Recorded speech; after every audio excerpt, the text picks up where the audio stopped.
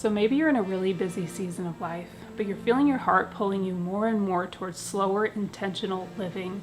Or maybe you're feeling burnout symptoms and you know something needs to change, or you're completely disenchanted with hustle culture, but you don't know where to start. I'm here to tell you that slow living is more accessible to you than you may think. So we're going to get into that today. Come on in, come and rest, and let's get started.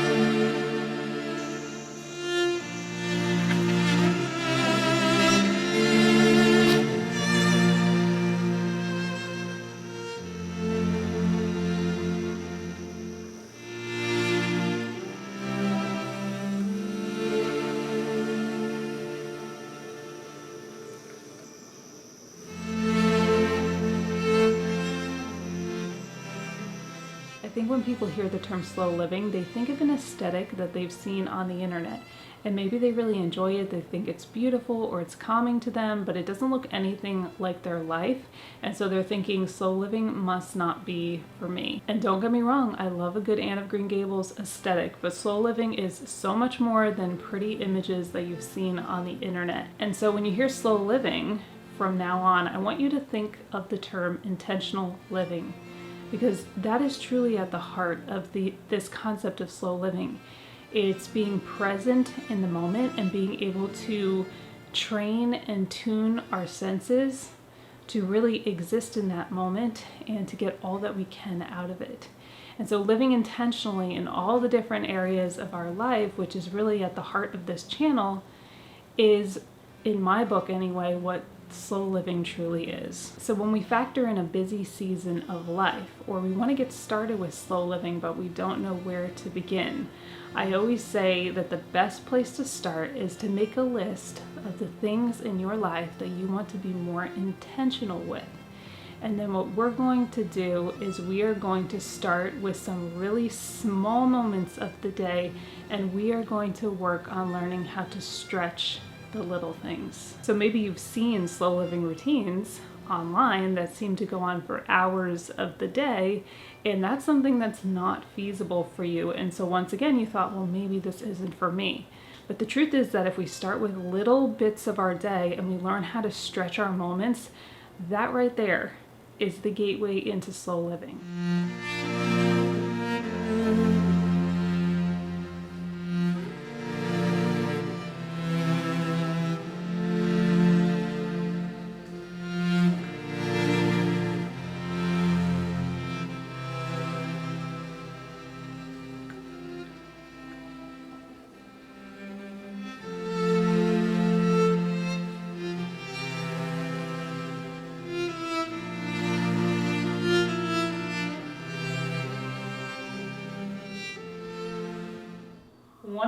One of my beautiful followers sent me a voice message on Instagram the other day. sharing your journey of learning to stretch a moment and to be present in the moment and how life-changing that is. And it made me tear up because it was so beautiful. She had bought our Entering Your Healing Era course and listened to one of the videos and then sent me a text or voice text on Instagram. In the morning, she had stopped using the brighter lighting and she was using lamps and candles, and she sat down with her coffee that she sat down with every day, same cup, same coffee. But because she was not allowing herself to be distracted for that brief moment and wasn't using the overhead lights, she saw the steam from her cup of coffee for the first time. And it might seem silly that made me tear up, but it's so much deeper than the steam in the cup of coffee.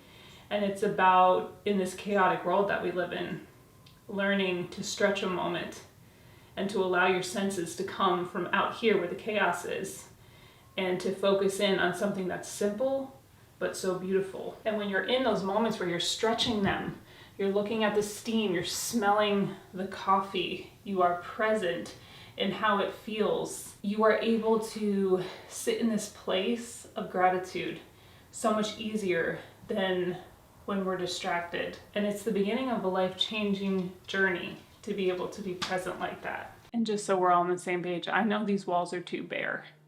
I know. Every time I get a message, like, you need to do something. And every year we've thought we were going to be moving. And so I didn't want to put a bunch of holes in the wall. And so the wall has remained bare.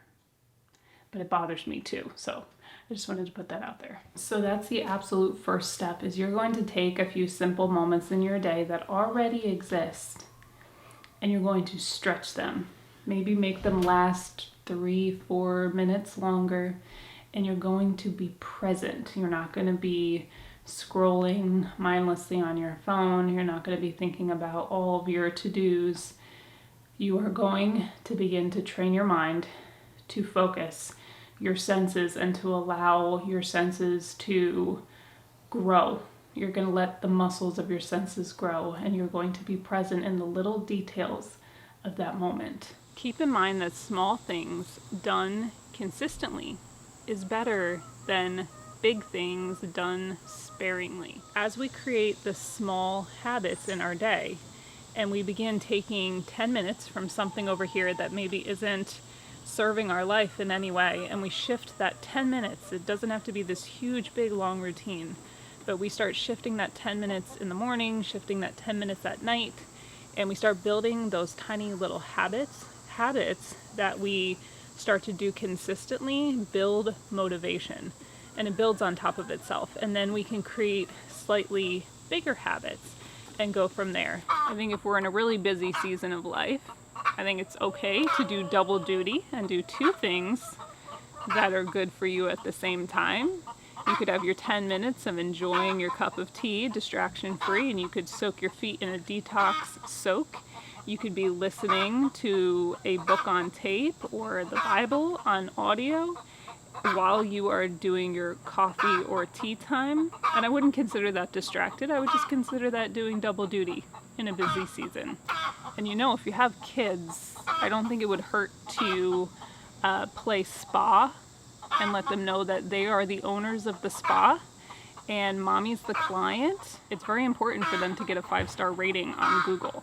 So never hurts to play spa day. I do have a link for a free trial with Amazon Audible if you want to start trying to incorporate more reading into your life, but you don't have time to actually sit down with a book. And that way you can do double duty and you can listen to a podcast or a book on audio. I will have a link for you to Amazon Audible in the description box and pinned in the comments below.